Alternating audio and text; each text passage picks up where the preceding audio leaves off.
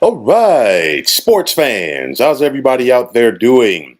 William Martin coming at you one more time here on YouTube with another edition of the 300 Pounds of Sports Knowledge Podcast. Now, on Monday night, Zach Edey wrapped up his college career as he and Purdue fell one game short of winning the national championship. Now, Edey should leave Purdue with nothing to hang his head about, as it's on to the NBA for the reigning two-time National Player of the Year. But how will Edey's game translate to the NBA? That's going to be the big question, because the only reason why I'm bringing this up is because, the game of basketball has changed so much due to the analytics and the small ball. And because of that, the NBA has fallen in love with the three-point shot, as the back to the basket bigs, unfortunately, have gone by the wayside. Now, at 7'4", 300 pounds, Edey would have been the first overall pick in the draft in a different era in the NBA. But what are the big fellas' chances in this new NBA?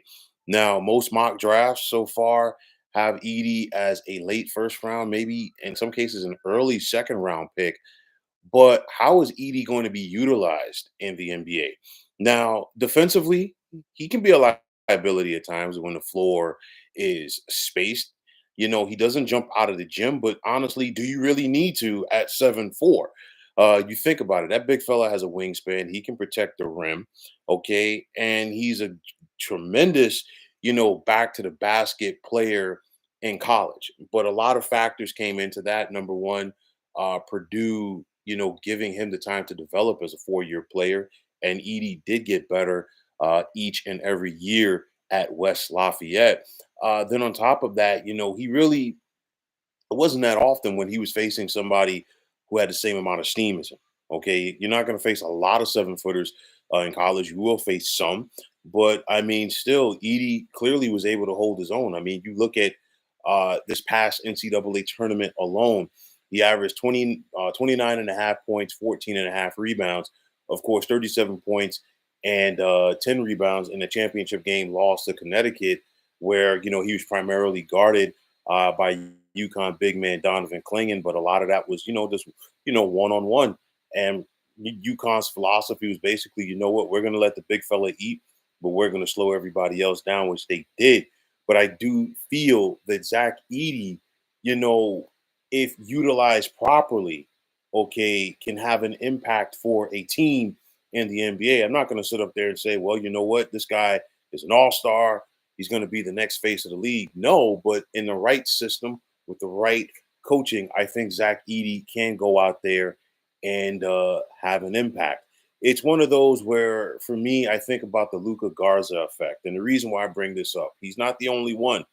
But you think about Luca Garza, in his last couple of years at Iowa, he dominated and dominated and dominated, an old school back to the basket player for the Hawkeyes. But the problem is, you bring him to the NBA and you want to turn him into a perimeter player. That's not a strength of Luca Garza. And my thing is this: if you're going to draft a guy, don't try to make him into something that he is not. Okay.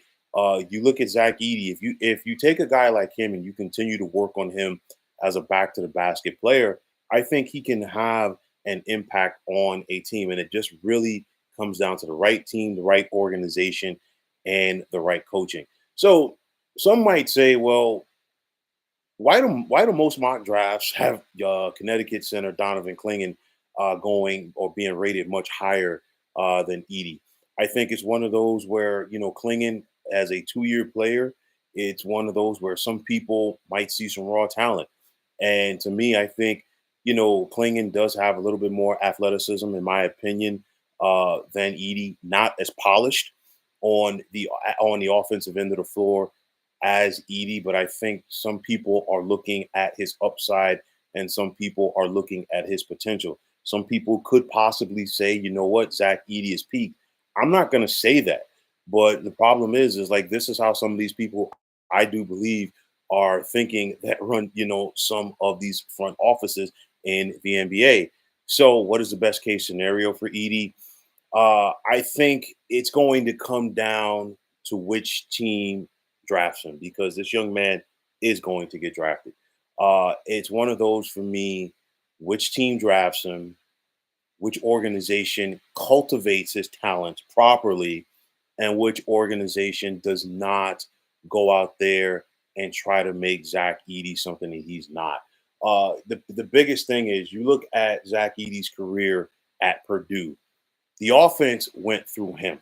Okay. Whereas in the NBA now, it's the offense going through the perimeter players. It's a lot of isolation. Zach Edey, dominated so close to the basket. That's something that I think he can, work on as he works on his post games in the NBA.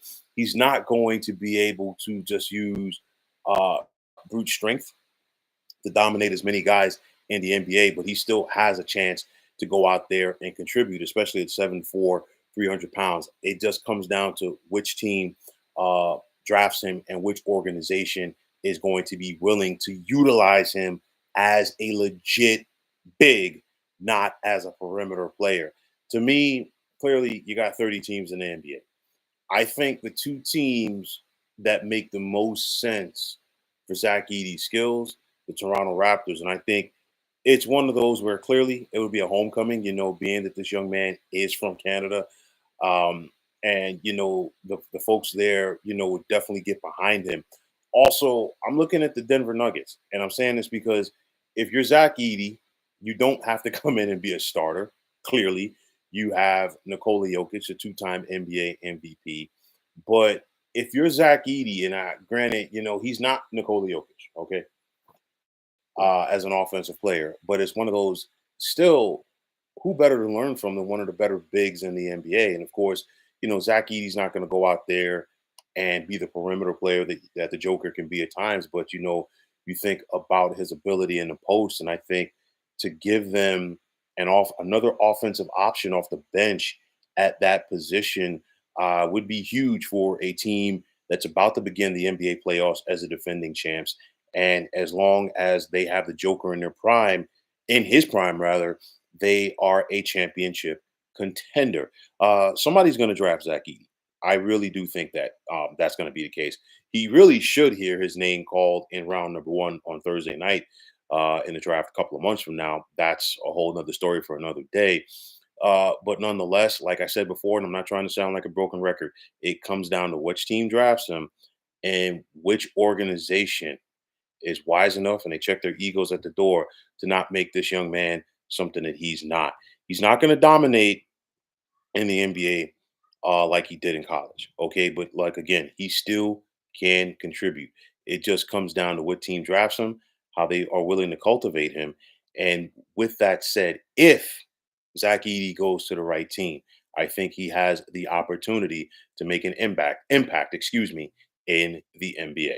So, folks, that is going to wrap it up. And as always, I want to take this time out to thank all of you for tuning into the 300 Pounds of Sports Knowledge podcast here on YouTube. I want to take this time out to thank all of you fine folks out there for tuning in.